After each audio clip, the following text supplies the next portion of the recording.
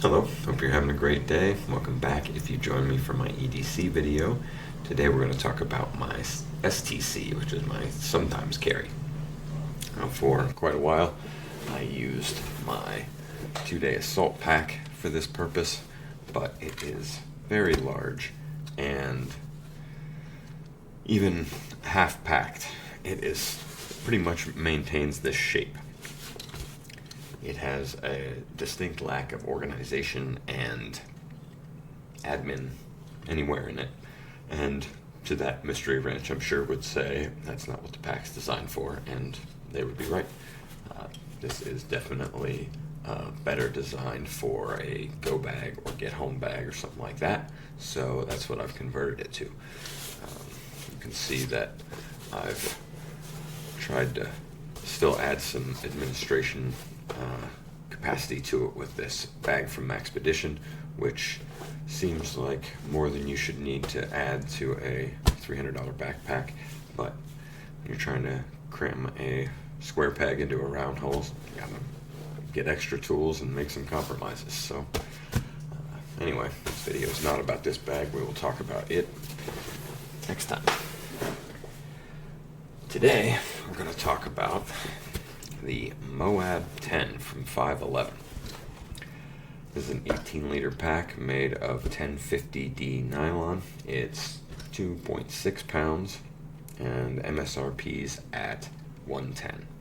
I got it during 511's anniversary sale for $70, and I am quite happy with it at that price.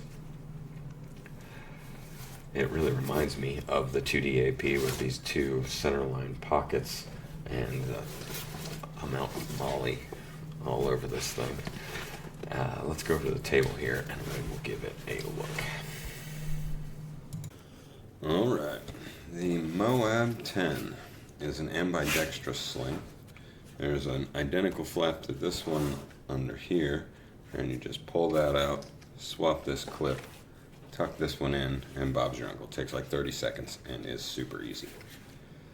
While we're here, we might as well take a look at the weakest part of the bag, which is this rear panel and the accompanying strap. These pads are extremely thin, as is this one, which is somewhat helped out by the ambidextrous pad underneath it. However, at any sort of weight level, this thing is entirely useless back here. All of these air channels are so wide and shallow that they do nothing. And then there's no suspension of any sort on the strap, so it's just flapping around. And while it's wide enough and cushy enough to not dig into your shoulder, it just hauls back on you at any weight level, and it's very uncomfortable. Right now it is at about 11 pounds. I loaded it up to 15 just to give you a little better test, and just in that difference, it went from not noticeable to very noticeable that this system is so poorly designed. So if you're looking for a sling for a go bag or get home bag or something that you're going to pack out and actually expect to carry in that loadout, I would look elsewhere. However, I'm generally trying to keep this thing pretty light, right around the 10-pound mark, and at that weight it is not noticeable that all of this is so lacking. You'll see here there is another compartment with ambidextrous single pull zippers. It's pretty cool. The pocket itself, however, is pretty useless. It's the bladder compartment. You can see there is a hanging lanyard here. However, even in this sort of lightweight configuration, there is not nearly enough room to fit a bladder down in there, short of maybe hanging a 1 liter. But even then, there's a semi-rigid plastic pad here in this pocket that gives the bag a little dimension when empty and provides something for these really gimpy pads to push up against. So that's going to smush your bladder anyway. I don't intend to run a bladder in here because a little too much weight for what I'm trying to do, but keep that in mind if you like a bladder. Moving up the strap from this pretty decent buckle here, clip here, We see it's hooded. I'm not real sure why, but whatever. And we've got some MOAB webbing routing straps here that you can use for a hydration bladder hose if you can fit one, or some comms cables coming from this integrated comms bag. So it's kind of on your shoulder when you're wearing the bag. Underneath it you can feed the hydration hose. It's got a 2x2 of loop molly on it, and then that runs. And we've got inside a retention band in which I keep a Baofeng UV 5G GMRS radio in case cell towers are down. These guys are cheap and lightweight, and I think everybody should probably have one of these just in case. I have got my license and been accepted to a few local repeaters, programmed all of our radios, and we played with them locally around the house and neighborhood a little bit, but we're nowhere near testing the range of these things. We just haven't found the time to do it. So if we need them tomorrow, we might be in trouble. However, they're very easy to program and super cheap, so I highly recommend that you look into that if you haven't got a secondary communication solution. Getting to the top of the bag, where there is also no suspension at all, we go straight to a pretty nice sunglasses pocket. I would have traded both of these things for a better suspension system for the strap, but this is a nice pocket. I mean, they're both useful. In here I keep a headlamp. This is a Lay Pro I got in a 2-pack during the spring sale on Amazon for $15, and I'm very happy with this. Super lightweight, flexy, comfortable, soft band, adjustable mount, USB-C rechargeable. This is IPX4 waterproof, which basically means you can get it wet, but don't submerge it. And the X means that it has not been dust rated at all. So I've worn this out in the rain multiple times with no ill effects, and I'm very happy with the value from this light. Got beam modes of bright and brighter. You can see even in the daylight here, this is putting out a lot of light. The throw's really good. I can find my dogs in the backyard wherever they are, and very happy with them. The flood is very soft, and then there's a slightly brighter one. And then the reason that I picked this particular brand headlamp is because there's a one-touch red mode. I really like that, not having to go through a white mode to destroy your night vision before you get to it is a nice little perk. And then if you click through that, you get this very festive alert. In case you ever need Santa Claus, you can pop this thing out and he'll come running. You could also probably use a couple of the 2-packs to compete with your neighbor during a Christmas light competition, during a power outage. So ultimately, a lot of use to be gained from this guy. We've got a ball bungee that I use to hang the bag, and you can use these for all kinds of purposes. They're very useful to have around. You can get like a 30-pack for $8, I want to say. So definitely worth having around. And then here's in Bic, because they're light and cheap and they take up no space, and you just can't have enough of them. Moving forward from that sunglasses pouch, we have Passthrough for the bladder. It's well executed. You can get any cabling, you want to charge your radio or whatever. And then above that is a pretty nice handle. It's triple thick, and it's got the rounded sewn edges, so it's very comfortable to grab up, and I'm pretty happy with that.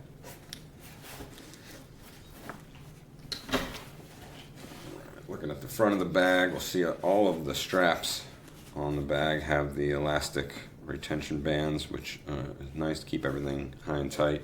However, these straps are another of my gripes with the bag.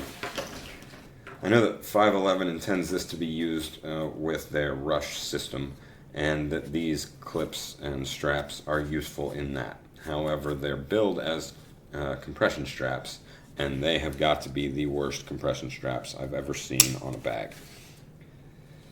As you can see, the bulk of the bag is below the compression straps or behind the compression straps, so no matter how much you wrench down on it, you get absolutely no compression. These are so useless.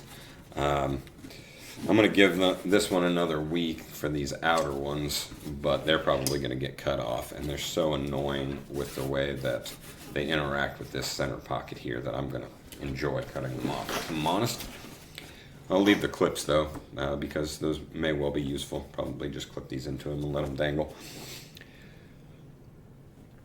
All the zippers on the pocket are YKK self-healing zippers. They're very satisfying, smooth pull.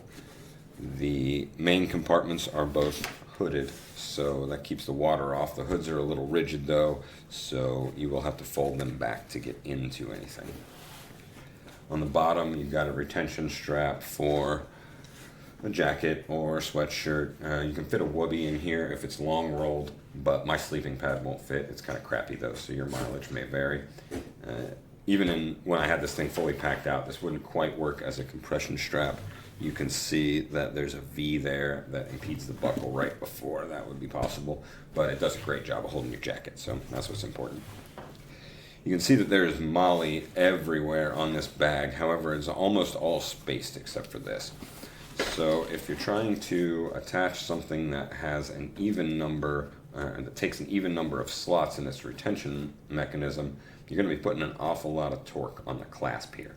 So if yours isn't so good, this is going to be popping off and annoying. And your alternative will be to run it on 3, and then it's just going to be sliding around.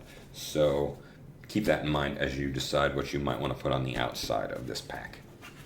This is a Cat 5 tourniquet. They are $30 and they will save a life, so everybody should have quick access to one of these, I think. This is staged and ready to go and mounted upside down so I can get at it quickly with the bag on my body. And in the front here we have a multi-tool. This is the Next Tool flagship, which is the big brother of the Mini that we looked at the other day in my EDC video. This has a much more capable set of pliers and a full-size pair of scissors.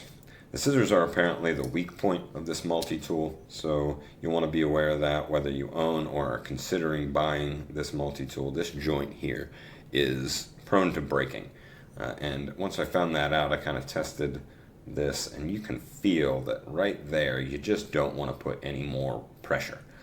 And if you note where the closure there is, we'll look at an additional bit of poor design here that leads to breaking.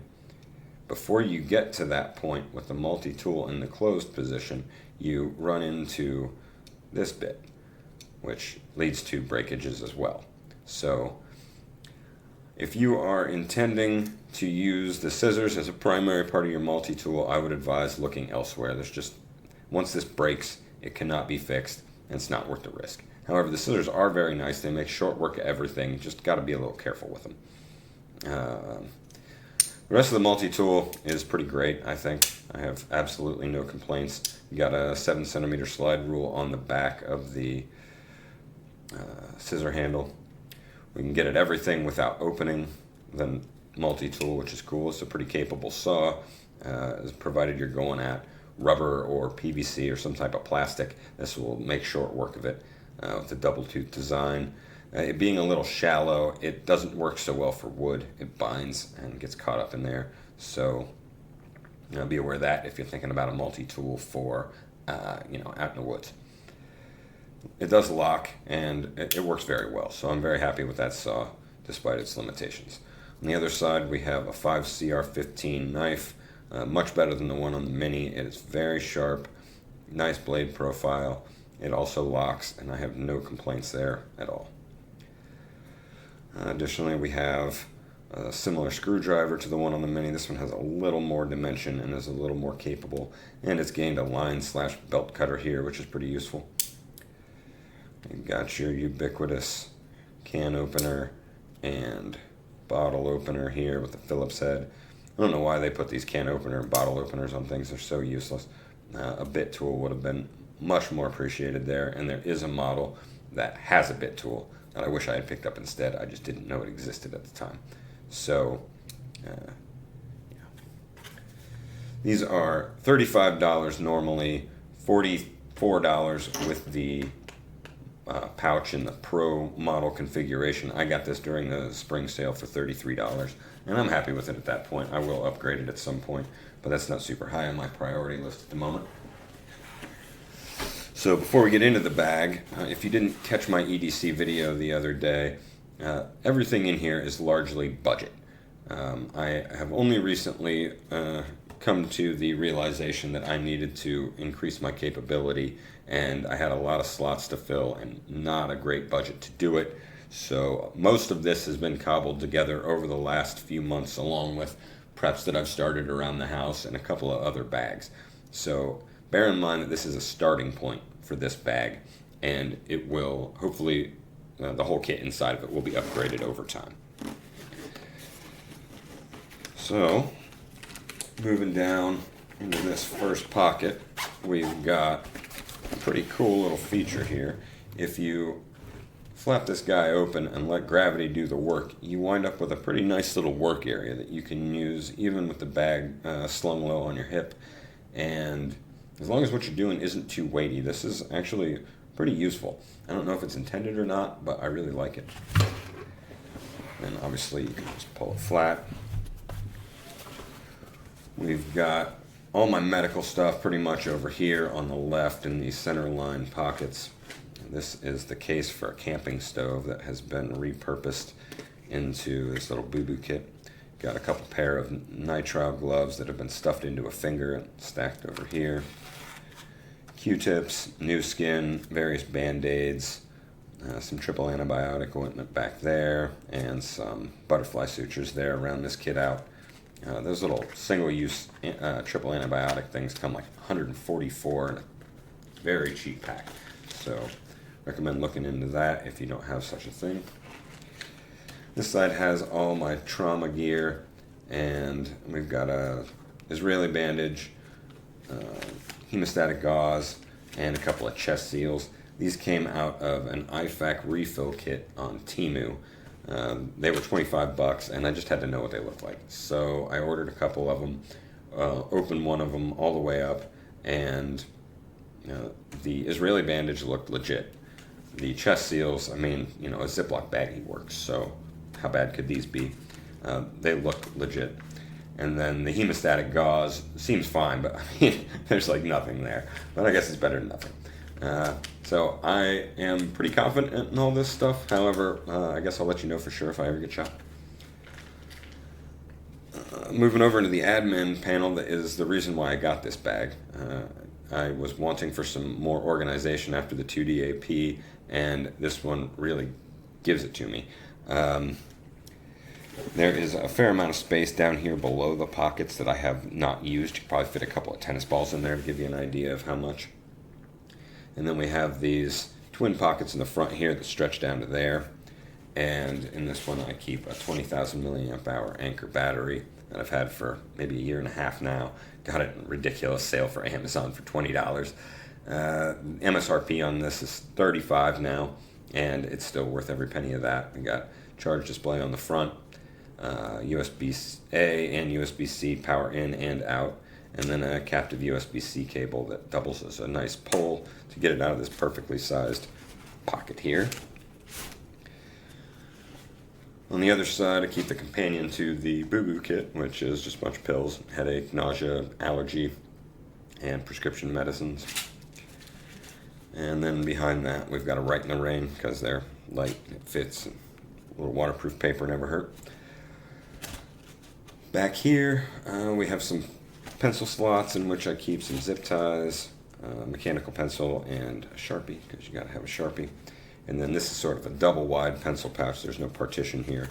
And I just keep some snacks, hydration booster, instant coffee just in case there. Now behind that is a flap that runs the entire width of the bag. And you gotta be kind of careful with this because it is the easiest pocket to add dimension to the bag because it's just getting compressed from all sides. So I don't have much in here. Just a life straw that is unlikely to be used in an EDC context, obviously, but they weigh nothing and they're super cheap. And if you need water filtered, this will probably do it for you unless you're filtering heavy metals or something like that. So Better to have that and not need it, I reckon. And then in this back zipper compartment here, I just have a pair of work gloves. These are Durahides from Mechanics, $25 at your local home goods store. They're comfortable, durable, breathable. Can't recommend those enough. From this little dangler here, I have some ear protection. You never know when stuff's about to get loud. And there's another of those on the other side that I have yet to find a purpose for. I figure if I ever take this thing traveling, which I'm sure I will, the gloves will get clipped to the outside or maybe find a home in one of the main compartment. And I'll probably use this for travel maps and topos of the area, whatever. As you can see here, the Centerline Pockets have great retention. I was a little nervous about that going to a pack with Centerline Pockets that's on the budget tier coming from the 2-day assault pack, and I am very pleasantly surprised with these. They hold everything very well, even upside down, and I had no need to be concerned about those. Working our way up towards the main compartment. Taking a look at the carry compartment here. There are 2 thin strips of Velcro that are split by a gap, so you can dive your hand in here very easily. This pocket is enormous, and I reckon there are probably PCCs that you could fit in here, provided that you did not pack this pocket out too far. However, it does impede quite a lot on the carry compartment, and if you intend to get this bag to use it as an off-body bag, note that you will have to go very light on this compartment out front. There is loop all the way down to here in the bag, so any holster that's compatible with the Velcro system obviously is going to be held very well wherever you need it. And I think the carry pocket's executed quite well, just the bag's a little too small to pack out and still maintain full functionality. You can see it's pretty well hidden in there, provided that you're not ripping it open. It's pretty hard to see that compartment. Going past a couple more strips of Molly, the top one is looped, and then we get to the main compartment here, which is impeded by these terrible straps. And we'll flap that open this way to reveal this pretty interesting storage solution here. This is 5 pockets stacked on top of each other, and in theory I really like this system. I feel like this pack is just a little too small to really make it shine, but I like the idea of it, and I think that a larger pack would be able to make this very cool.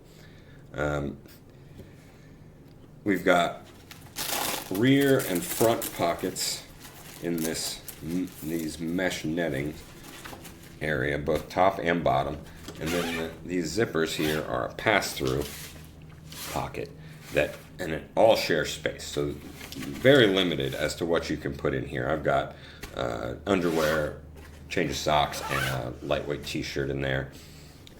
If you can think of anything light and thin to put up here that will stay in place, please let me know in the comments. In this rear net compartment, I have an additional Band-Aid bag. It's got some actual wound closures in it, and just bigger gauze and Band-Aid and stuff like that. This is also a 2-pack of pockets, and these are much more useful because they're the only real way in the bag to leverage its verticality, where everything else is pretty much packed in this section. This lets you rise above it a little bit and push out into the dimension of the bag up here without being pushed in up here, and makes this one of the most useful pockets in the bag. In here I keep a Silcock key. If you don't know what this is, they open the maintenance spigots in parks and apartment complexes, and if you're ever looking for clean water and you have one of these and you know where to look, this will get it for you. So 2 for $10 on Amazon, hard to go wrong with that. This is a fire kit that began its life as a Typhoon match kit from Zippo, obviously. I got it during the spring sale for $10, and it was worth every bit of that just for the case. We've got MSRPs at $16, and I still think it's a great buy at that point. The strike pad is covered by this rubber cap that also houses your extra strike pads, and that's great because so many of these things, the strike pad is here, and as this thing rolls around in your bag, it gets scuffed up by the 1050D, wrecked by your Silcock key or whatever, and when you need it, you got nothing to strike here. It's all worn away. So I love that they protected it. The fact that this thing is waterproof is cool, but pretty unnecessary because you can light Typhoon matches in a lake, I think. There's a lanyard hole in the cap and a generous O-ring here to make sure the contents of the pack stay dry. I've repurposed most of the Typhoon matches, strewn them about my various kits, and then filled out the rest of the space with some additional fire starting materials. So we've got a pencil sharpener to make kindling or tinder out of kindling. And then we've got the Typhoon matches themselves, which are awesome. They're easily the best weatherproof matches I've ever used. They burn forever, and there's not a thing you can do to these to make them not light. Got a little bag in here for collecting tinder. There's a little bit in there already, and you can just grab it as you go. We've got this hemp cordage, which is a nice fire starting method. Strike a spark from your ferro rod or whatever onto this, light it with your lighter, and it'll burn super slowly while you get your fire started.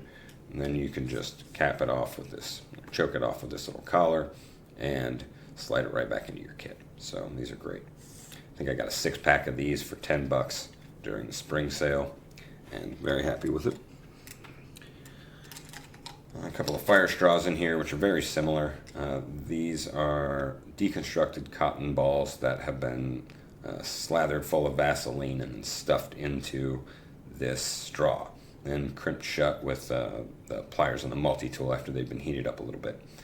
The idea being that you just snip the end off, pull out as much as you need to get your fire started, stack it amongst your tinder and kindling, and get a spark on it, and this will burn for a good long time and ensure that your fire gets started. Then you just seal it back up, pop it right back in your kit, and you're on to the next. And the last thing in here is a Bic, because it's waterproof and there's a ton of space in it. I used to have a mini in there, but I thought, what the hell, might as well have the big guy.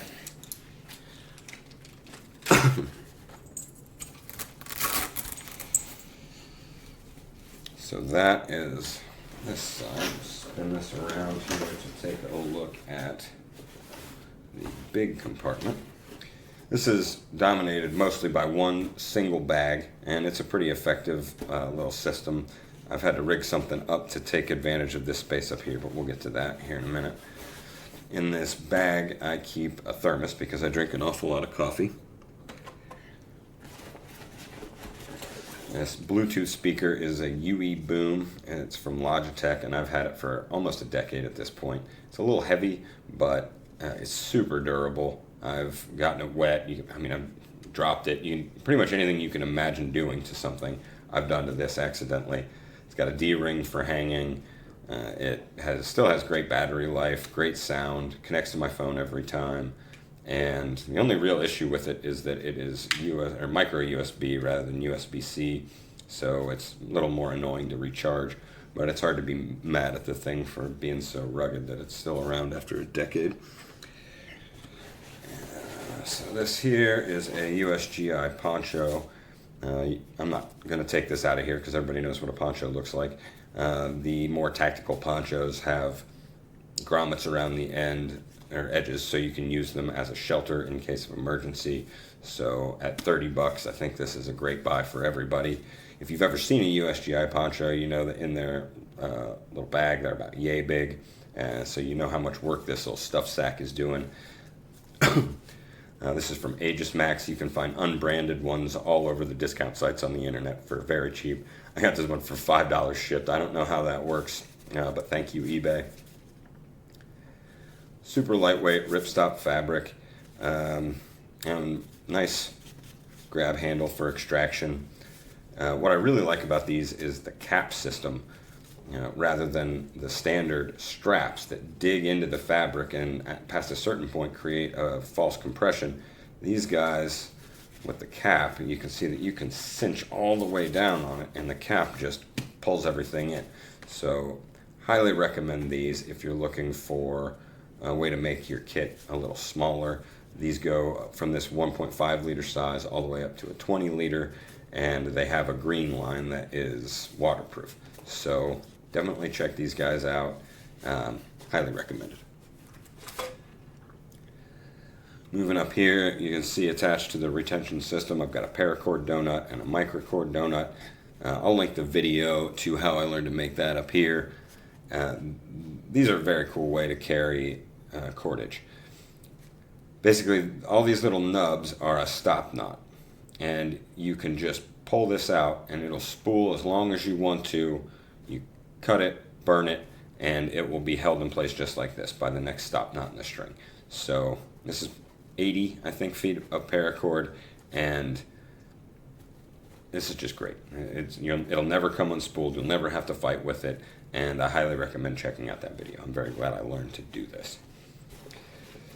Another ball bungee attached to that hydration lanyard is what I've got to secure this to that and retain my Keffiyeh up here. You can see that though there is a lot of space at the top of this pocket, that could have been just as useful as this pocket over here. Instead, we have nothing. So 511, if you're watching, a 4x4, a laser cut molly right here would have been really nice. Next time, maybe. The Keffiyeh is the world's greatest multi-tool. I've had this for about 12 years, and it has treated me very well for that whole time. They are $15 new. You can see really nice fabric. It's super soft. In the cold or heat, you can, if you know how to fold this, you can fold it around your head to create a dead air layer that will keep your temperature very equalized, in addition to keeping the sun or wind off your face. You can use it as a bandana if you're in a dust storm or whatever. You can soak it and drape that over your head if you're really hot to cool off with the evaporation. It's so big that you can easily use it as a knapsack if you need to carry stuff around camp. And I mean, there's just infinite uses for these things. It could be a bandage, you can use it to wash your hands. It can be a pillow if you have to sleep under a USGI poncho, for example. Speaking of which, forgot to mention, there is a set of lightweight tent stakes with tie-offs for the poncho down here in case I ever need it for that.